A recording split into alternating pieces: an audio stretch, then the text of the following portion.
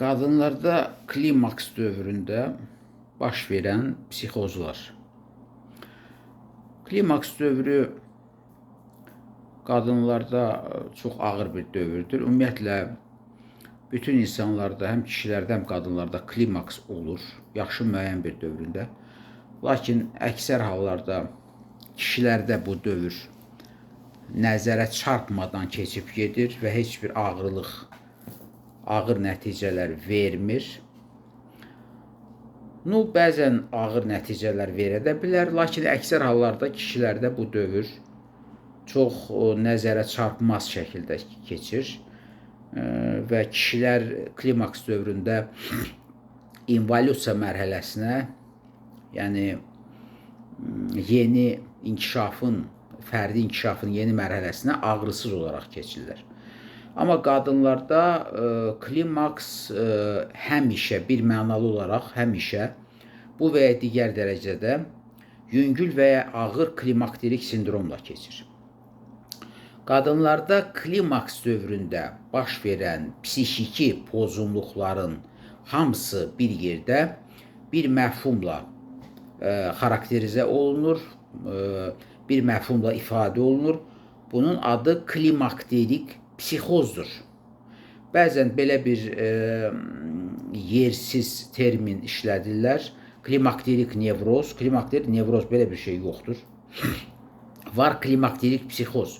Çünki qadınlarda klimaks dövründə baş verən bütün psixi dəyişikliklər yalnız psixotik səviyyədə gedir.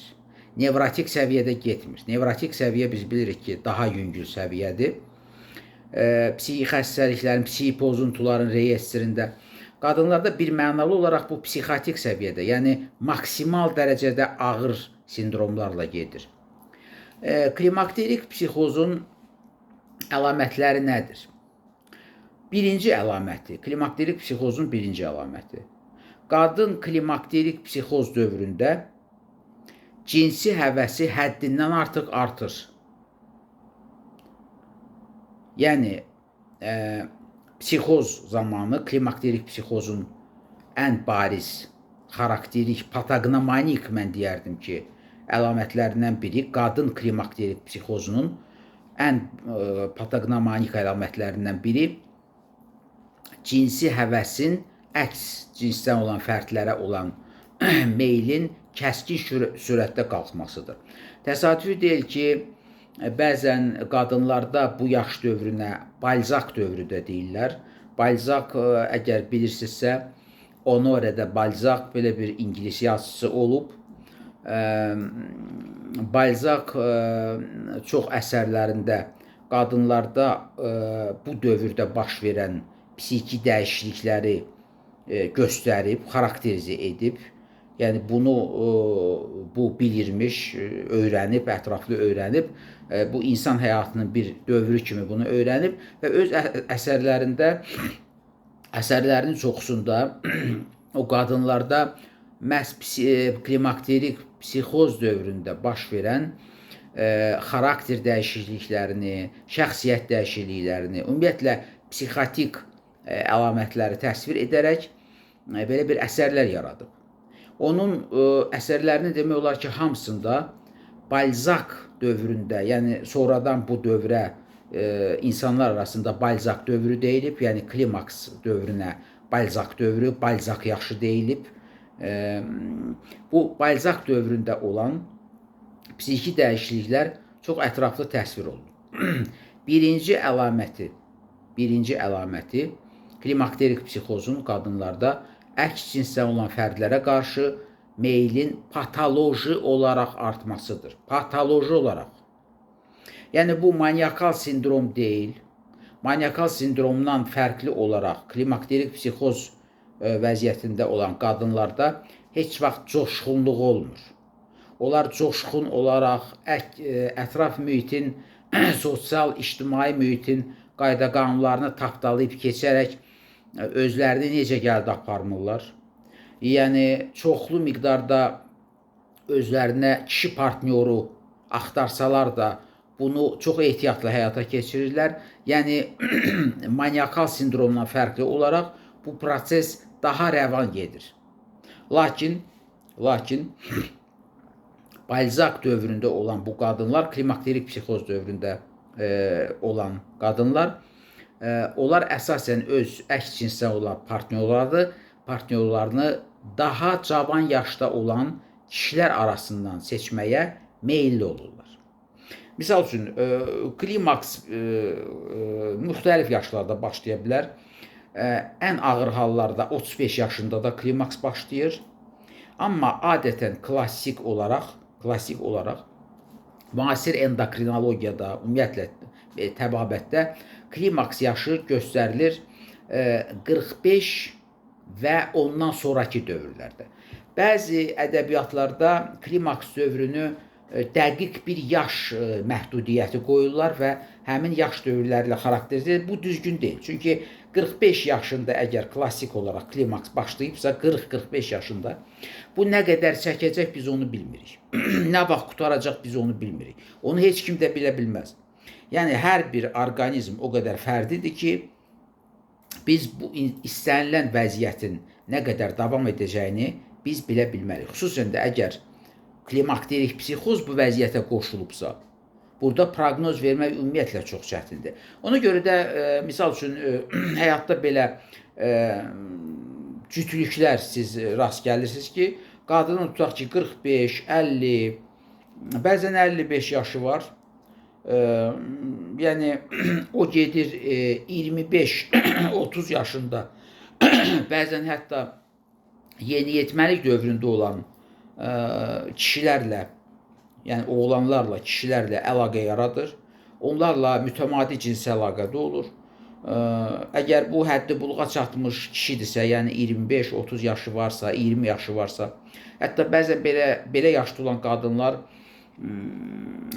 onlara ərə də gedə bilirlər. Yəni bunun hamısı həmin o Balzak dövrünün problemləri ilə əlaqədar olan şeydir. Əlbəttə insanlar buna məhəbbət də onu geyindirir, deyirlər ki, məhəbbət yaşa baxmır, nə bilim filandır, beşməkandır. Amma bunun hamısı insanların uydurduğu məsələlərdir. Necə ki, insanlar məhəbbət, ümumiyyətlə məhəbbət terminini də insanlar uydurub. Siz bilirsiniz ki, həyatda qadınla kişi arasında o lübov deyirlər, belə bir-birinə deyir, mən sənin üçün canımdan keçərəm, nə bilim, mən sənin üçün özümü öldürərəm, yəni filandır, beşməkandır.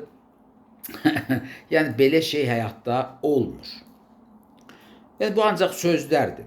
Əlbəttə qadınla kişi arasında çox möhkəm bağlılıq, qarşılıqlı hörmət, bir-birinin maraqlarına hörmət, bir-birinin həyatında aktiv iştirak edərək qarşılıqlı bir-birinə həm mənəvi, həm psixoloji kömək. Bunun hamısı əlbəttə bu bağlılığın müəyyən atributlarıdır. Yəni belə bir məhəbbət, ay filan oğlan filan qızı o qədər sevirdi ki, getdi onun üçün canından keçdi və yaxud da bir qız bir oğlanı o qədər sevirdi ki, getdi nə bilim nəsə bir qeyri-adi hərəkət elədi. Əlbəttə bu həyatda belə şeylər olmur. Bu müəyyən emosiyaların təsiri altında olan insanlar müəyyən qeyri-ordinar hərəkətlər eləyə bilərlər. Amma bu bir qayda olaraq insan cəmiyyətinə xas olan qanuni bir əməliyyat deyil. Yəni bu adətən baş verməli deyil. Təsadüfi deyil ki, Leyli Məcnun məsələsini xarakterizə edəndə, yəni səhv eləmirəmsə, elə Leyli və Məcnun əsərini yazan yazıçıların, şairlərin özü də, yəni o iki variantda yazılıb da, bilirsiniz. Nizami variantı var, onun Füzuli variantı var. Yəni siz bilirsiniz ki, onu yazan yazıçılar özləri də deyiblər ki, əgər Leyli heç olmasa bircə dəfə Məcnunla cinsi yaxınlıqda olsaydı, bədən yaxınlığında olsaydı, onların eşq məhəbbəti belə bir faciəli nəticələnməzdi və Məcnun çöllərə düşməzdi Leyli üçün. Əlbəttə, bu çox müdrik deyilmiş sözdür. Bu onu göstərir ki, məhəbbətin böyük bir, o məhəbbət deyilən bir uydurma prosesi ki var. Sevgi, məhəbbət, ay filan kəs üçün ölür, ay nə bilim filan oğlan getdi özünü 20-ci mərtəbədən atdı filan qız üçün. Yəni bunun hamısı bəli, insanlar tərəfindən real qəbul olunur, amma bu real şeylər deyil. Əgər bunlar baş verirsə, bu hər hansı bir yəni kənara çıxmadır. Yəni adi, normal qaydada insan cəmiyyətində heç vaxt insanlar məhz məhəbbət səbəbindən bir-birini sevmək səbəbindən insanlar belə bir qeyri-ordinar hərəkətlərə yol vermirlər. Əlbəttə normal adamlardan söhbət gedir. Və bu mənada götürəndə nəyə görə mən bu məsələyə toxundum? Bu kontekstdən çıxış eləyərək bəzən biz görürük, misal üçün 45 yaşında qadın 25 yaşında bir oğlana ərə gedib və yaxud da 20 yaşında bir oğlan ərə gedib və yaxud da 45 yaşında bir qadındır, orta məktəbdə müəllimə işləyir. Görürsən ki, yuxarı sinif şagirdlərinə, yuxarı sinifdə oxuyan oğlanlara qarşı bunda cinsi həvəs yaranır. Hətta belə müəyyən ədəbiyyatlarda, hətta psixiatrik ədəbiyyatlarda da, bədii ədəbiyyatlarda da belə faktlar təsvir olunur ki, bu haqda filmlər də çəkilib çoxlu miqdarda. Yəni hər hansı bir müəllimə 40-45 yaşında, bəzən 50 yaşında olan bir müəllimə 9-10-cu sinif şagirdini, yəni artıq həddi-buluğa fiziki cəhətdən, fizioloji cəhətdən həddi-buluğa çatmış bir oğlan uşağını, yəni şagirdi özünə cəlb eləyir və onunla mütəmadi cinsi əlaqədə olur. Mən bunun hüquqi tərəflərinə toxunmaq istəmirəm. Mən ancaq fizioloji, bioloji və tibbi tərəflərindən danışıram ki, bu hamısı onu ilə əlaqədardır ki, həmin müəllimə, həmin qadın yəni bunda çox güclü meyl olur əks cinsdən olan fərdlərə və özündən cavan fərdlərə daha güclü meyl olur. Onlar öz yaşlarında, xüsusən də özlərindən yaşlı kişilərə ümumiyyətlə meyl eləmirlər. Mən bunu yenə də qeyd etmək istəyirəm ki, bunun hamısı aiddir klimakterik psixoz keçirən qadınlara. Yəni adi, sağlam qadınlara bunun aidiyyatı yoxdur. Və yaxud da adi fizioloji klimaks keçirən qadınlara bunun aidiyyatı yoxdur. Hərçəndi fizioloji klimaks vaxtı da cinsi əlaqəyə meyillilik yəni artır. Lakin bu kontrol altında olur. Yəni şəxsiyyətin nəzarəti altında olur. Amma klimakterik psixoz zamanı siz bilirsiniz ki, psixoz nədir? Psixoz ətraf aləmin adekvat qavraması insanda pozulur. İnsanda özünü tənqid pozulur. İnsanda müəyyən dəyərlər sisteminə əməl etmək vərdişləri itib gedir və o bu cür yəni cəmiyyətdə o qədər də yəni cəmiyyət tərəfindən o qədər də yaxşı qarşılanmayan belə bir hərəkətlərə yol verdilər. Klimakterik psixozun ikinci mühüm əlaməti, yəni birincini mən dedim və kifayət qədər məlumat verdim o haqda. İkinci mühüm əlaməti emosional kasadlığın artmasıdır. Burada da yenə də emosional kasadlıq deyəndə mən çox xahiş edirəm ki, bu emosional kasadlığı şizofreniklərdə olan emosional kasadlıqlardan fərqləndirməyi bacarsın insanlar və xüsusən də mütəxəssislər. Çünki bizim indiki mütəxəssislər, xüsusən də cavan mütəxəssislər, psixiatriya sahəsində yeni işləyən mütəxəssislər, onlar çox şeyləri, bu sir deyil ki, çox şeyləri bilmirlər. Onların təcrübələri çox azdır. Hansısa bir Asiya ölkəsində oxuyub gəlmiş bir psixiatr ixtisasını almış bir insan heç bir xəstəxana təcrübəsi yoxdur, stasionarda işləmə təcrübəsi yoxdur. O gələn kimi gəlir, hansısa bir isti yerdə oturur, Bakının mərkəzində bir yaraşıqlı bir 5 mərtəbəli klinikada oturur və orada ambulator qəbul aparır və bunun çox şeydən xəbəri yoxdur. Bunun ümumiyyətlə psixiatriyadan xəbəri yoxdur. Mən o adamlar üçün bunu danışıram ki, və eyni zamanda adi əhali üçün danışıram ki, insanların məlumatı olsun. İkinci əlamət emosional kasadlaşmadır. Buna əgər psixiatriya dilində, yəni bir qədər terminlərə, terminologiya yaxın dildə desək, emosional kütlük, lakin bu emosional kütlük səviyyəsinə gəlib çatmır. Əgər şizofreniyada bu emosional kütlük səviyyəsinə gedib çatırsa, Yəni klimakterik psixozda heç vaxt emosional küslük səviyyəsinə gəlib çatmır. Lakin bir qədər emosional kasadlaşma olur. Bu ikinci əlamət klimakterik psixozun üçüncü əlaməti. Klimakterik psixozun üçüncü əlaməti. İnsanlar əvvəllər çox bağlı olduqları obyektlərdən və şəxslərdən uzaqlaşırlar. Bu nə deməkdir? Tutaq ki, insan əvvəl evə gəlirdi.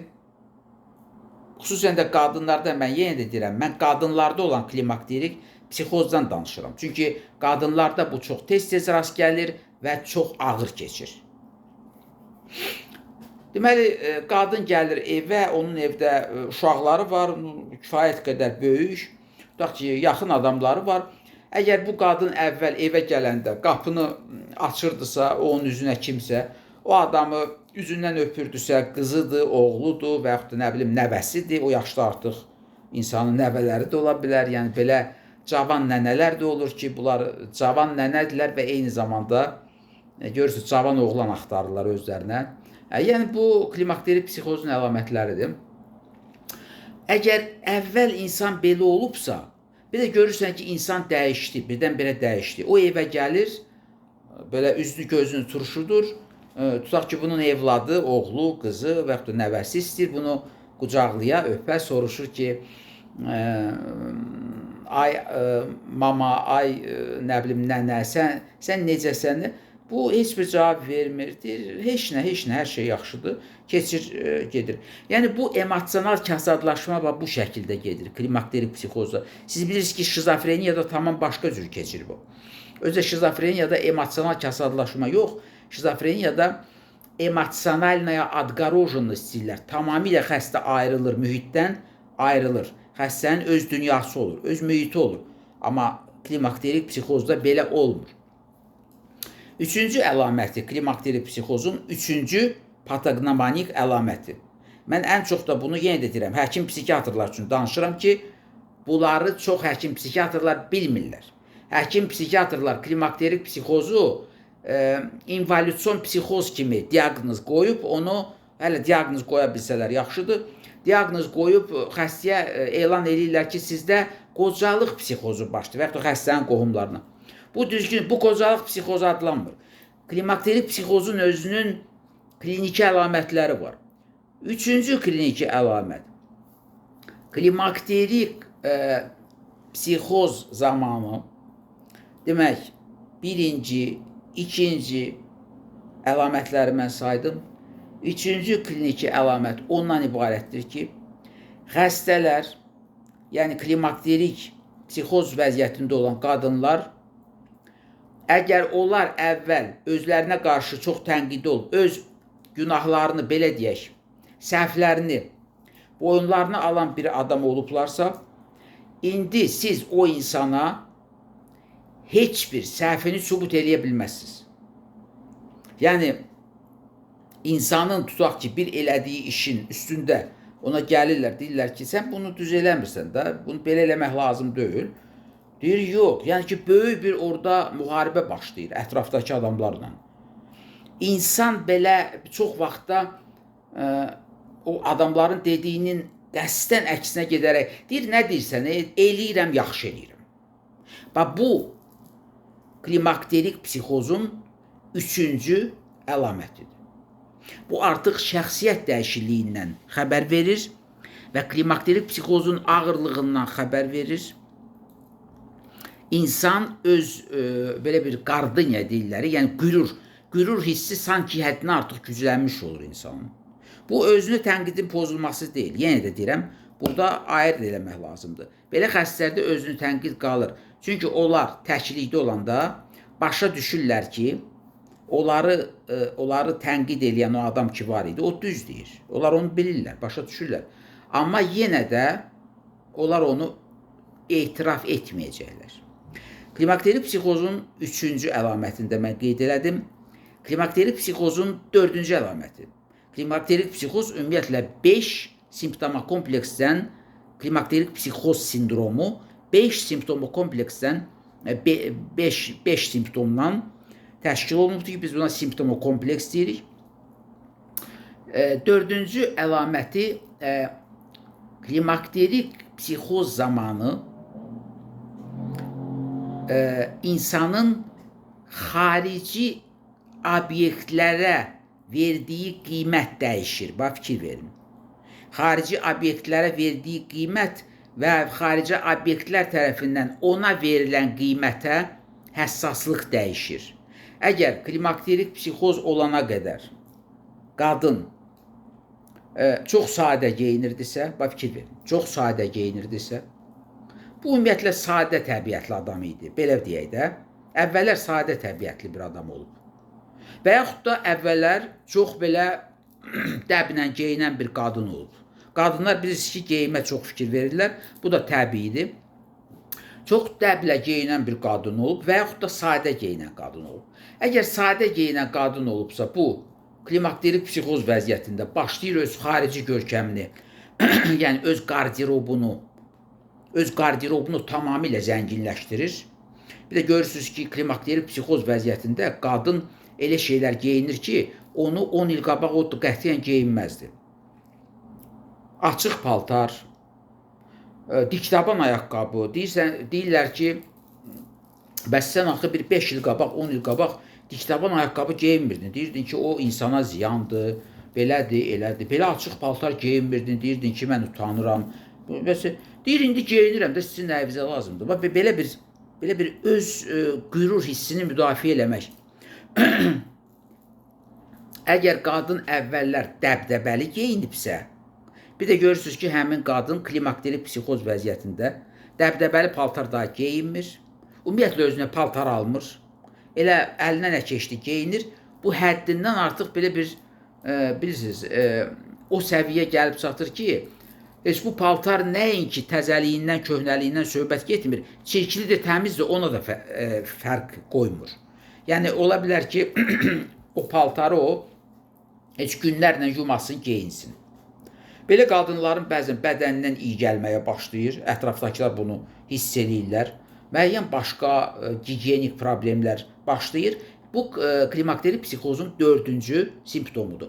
Nəhayət 5-ci simptom tam fakultativ simptomlardır.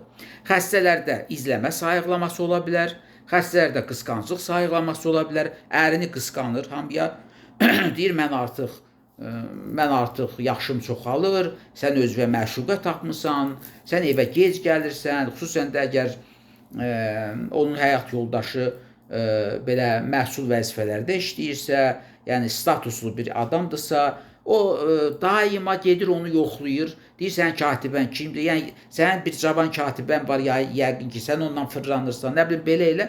Yəni bu cür söhbətlər, bu hamısı nədir? Qısqanclıq sayıqlaması. İzləmə sayıqlaması əmələ gələ bilər xəstədə.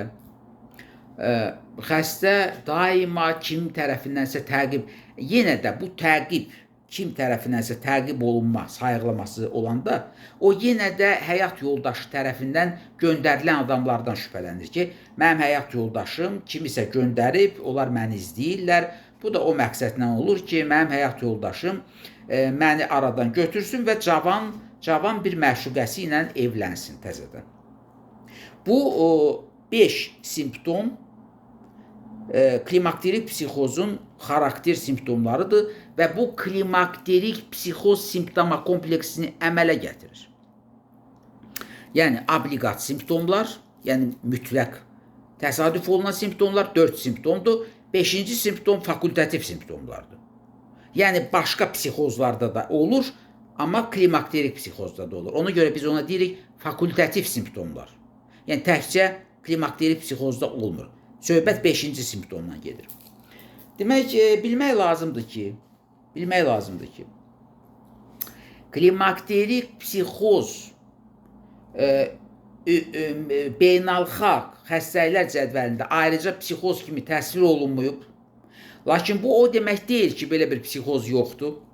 Mən qeyd eləmək istəyirəm ki, xüsusən bizim bisavad mütəxəssislərimizə müraciət edirəm. Bəzi bisavad mütəxəssislərimizə müraciət edərək demək istəyirəm ki, belə bir prinsiplə yanaşmaq lazım deyil təbabətə ki, nə beynəlxalq təsnifatda təsvir olunubsa o var, nə beynəlxalq təsnifatda təsvir olunmayıbsa o yoxdur. Xeyr, elə deyil. Beynəlxalq təsnifatda MKB deyilən Международная классификация болезней, yəni ümumi beynəlxalq xəstəliklər cədvəli, beynəlxalq xəstəliklər klassifikasiyası. Orada təsvir olunan xəstəliklərin hamısı təbabətdə faktiki rast gəlinən vəziyyətləri xarakterizə etmir. Ümumiyyətlə, onları görmür. Çox vəziyyətlər var ki, orada təsvir olunmayıb. Yəni, bunları bilmək lazımdır. Klimakterik psixoz da o vəziyyətlərdən birinə daxildir ki, ayrıca təsvir olunmayıb. Görün, bunlar nə ediblər? Beynəlxalq xəstəliklər cədvəlini tərtib eləyən Ümumdünya Səhiyyə Təşkilatının bəzi işçiləri, nümayəndələri götürüb klimakterik psixoz deyəndə onu deməli daxil eləyiblər invalidson psixozların içində. Xeyr, belə deyil. İnvalidson psixoz adı ilə məşhur olan psixozların gediş variantları, səbəbləri və variantları, simptomları, sindromları tamamilə başqadır. Müalicəsi də başqadır. Mən qısaca müalicə prinsipləri üzərində dayanacağım. Birinci kimə müraciət edirlər? Klimaks keçirən qadınlar. Nəzərə alaraq da burada vegetativ pozğunluqlar da olur. Bunu 6-cı simptomokompleks kimi qəbul eləmək olar, amma buna ehtiyac yoxdur. Yəni, artıq o vegetativ pozğunluqlarla bir qayda olaraq endokrinoloqlar, həkim terapevtlər, ginekoloq, endokrinoloqlar, bu mütəxəssislər məşğul olur. Yəni, ona görə də qadın ki, hiss eləyir, deyir, elə bil başımdan qaynar su tökürlər, bədənimə isti gəlir, nə bilim, baş ağrıları var məndə, yuxum pozulub falan beşməkan. Yəni, bu şikayətlərlə ona təbiidir ki, terapevtə müraciət edir, terapevt deyir ki, gedən endokrinoloqa, səndə yəqin klimaks başlayır, adətən belə olur. Endokrinoloq, yəni, müəyyən qarmalar, preparatlar təyin edir. Mən onu qeyd eləmək istəyirəm ki, əlbəttə, endokrinoloqların müalicəsi mütləq qaydada lazımdır. Lakin nəzərə almaq lazımdır ki, nə qədər də qarmanal müalicə təyin olunsa, bu klimakterik psixozun gedişinə təsir eləmir qarmanal müalicə. Əksinə, mən deyərdim ki, klimakterik psixozun gedişini pisləşdirir. Çünki istənilən qarmanal müalicə endokrin, neyroendokrin sistemdə belə bir tərəzi variantı ilə, deməli, yuxarı aşağı, hormonların miqdarı düşür qalxır və bu neyrohormonal, bax fikir verin, neyrohormonal, nəyə görə biz deyirik? Neyrohormonal sistem. Əgər hormonal sistemdə bu cür dəyişikliyi təmin eləyirsə endokrinoloqlar, bu mütləq neyrohormonal sistemdə öz əksini tapır və psixikada öz əksini tapır. Ona görə belə xəstələri müalicə etmək çox çətin olur. Yaxşı olar ki, əlbəttə mən endokrinoloqların işinə qarışmaq fikrində deyiləm, amma yaxşı olar ki, hormonal müalicəni çox ehtiyatla təyin eləsinlər. Çox ehtiyatla. Və mütləq xəstə göndərilməlidir həkim psixiatr. Bəzən xəstəni səhv olaraq nevropatoloqa göndərirlər. Nevropatoloqlar psixiatriyadan xəbərləri olmayan mütəxəssislərdir. Nevropatoloqlar psixik pozğunluqlarla məşğul olmur. Yəni, olmalı deyil. Nevropatoloqların məşğul olduğu obyekt sinir sistemində olan üzvi dəyişikliklərdir. Yəni, morfoloji dəyişikliklərdir.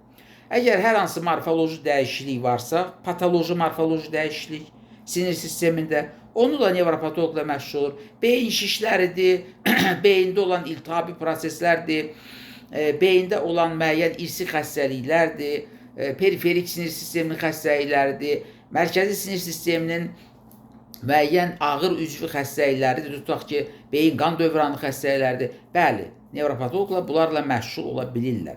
Lakin nəzərə alaraq ki, istənilən nevroloji xəstəlik son nəticədə gətirir yenə psixi pozğunluğa çıxardır. İstər-istəməz əvvəllər belə bir sahə var idi, psixonevrologiya deyirdilər. Bu çox məntiqi cəhətdən öz mövcudiyyətinə hüquq qazanmış bir sahə idi. Yəni, Sovet dövründə psixonevrologiya adında belə bir sahə var idi ki, psixiatrla nevropatoloqun vəzifələri və yanaşmaları orada o ixtisasda birləşdirilmişdir. Yəni kim ki Sovet dövründə təhsil alıb, onların hamısı psixonevroloqdur faktiki olaraq. Yəni psixiatrdırsa o nevrologiyanı bilir, nevropatoloqsa o psixiatriyanı bilir. Lakin belə həkimlərin gün-gündən sayı azaldığına görə nevropatologiya ilə psixiatriyanın tamamilə bir-birindən ayırma prosesi çox kəskin getdiyinə görə indi oxuyan, indi formalaşan nevroloq adı ilə ortaya çıxmış mütəxəssislər psixiatriyanı tamamilə bilmirlər və bilmədiklərinə baxmayaraq belə bir klimakterik psixozla olan xəstələri başlayırlar çox səhv prinsiplərlə müalicə eləməyə. Klimakterik psixozun müalicə prinsiplərini ancaq həkim psixiatr bilir. Müalicə proqramları ancaq həkim psixiatr tərəfindən tərtib olunmalıdır. Klimakterik psixozun müalicəsi həddindən artıq mürəkkəbdir və bu müalicə prinsiplərində bir çox faktorlar nəzərə alınmalıdır. Ona görə də mən xahiş eləyərdim bütün nevropatoloqlardan, hərçəndi onlar indi nevroloq adlandırırlar. Nevroloq sözü tamamilə məntiqsiz bir sözdür. Mən bu haqda artıq danışmışam. Nevroloq deməli məntiqli halda nevroloq kimə deyirlər? Sinir sisteminin anatomiyası və fiziologiyası ilə məşğul olan mütəxəssisə nevroloq deyirlər. Əgər insan həkimdirsə, kliniki işlə məşğul olursa, buna nevroloq yox, nevropatoloq deyirlər. Yəni mən müraciət edirəm o nevroloq adlandırılan nevropatoloqlara, hansıların ki adı da səhv düşüb, terapevtlərə, endokrinoloqlara və s. və axıra ki, belə xəstələri mütləq psixiatrla heç olmasa məsləhətə göndərsinlər. Çünki klimakterik psixoz vəziyyətində olan qadınlar, baxmayaraq ki, xaricdən baxanda bunlar adekvat görsənirlər, metroya minirlər, işə gedirlər, işdən gəlirlər, yəni danışıqları normal, yad adamlarla münasibətdə bunlar normaldır. Lakin evdəki insanlarla münasibətdə böyük problemlər var, bunu ətrafdakılar bilmir. Bəzən bunları səhv olaraq psixoloqa göndərirlər.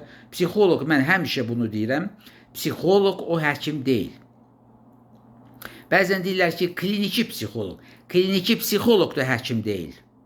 İndiki kliniki psixoloqların hazırlanması proqramı tamamilə səhvdir. Yəni, psixologiya fakültetini qurtarmış, pedaqoji institutu qurtarmış bir cavan qız gedir, magistratura keçir kliniki psixologiyadan və buna deyirlər ki, bu kliniki psixoloqdur. Bu tamamilə yol verilməz haldır. Kliniki psixologiya adında ümumiyyətlə sahə yoxdur. Mən bu haqda danışmışam. Var tibbi psixologiya. Tibbi psixologiyada o həkimlərin yurisdiksiyasında olan bir sahədir.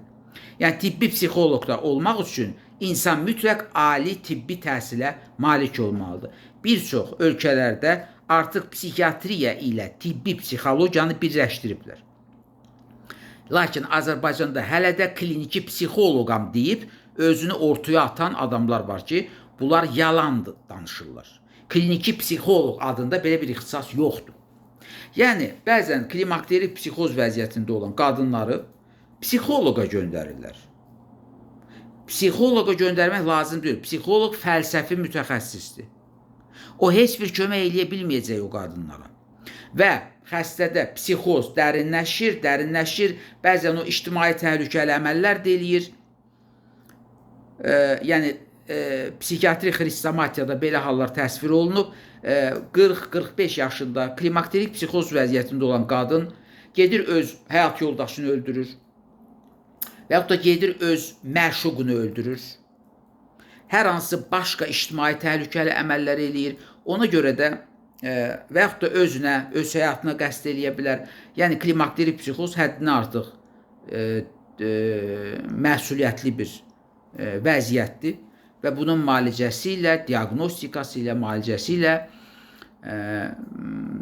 yalnız və yalnız həkim psixiatrlar məşğul olur.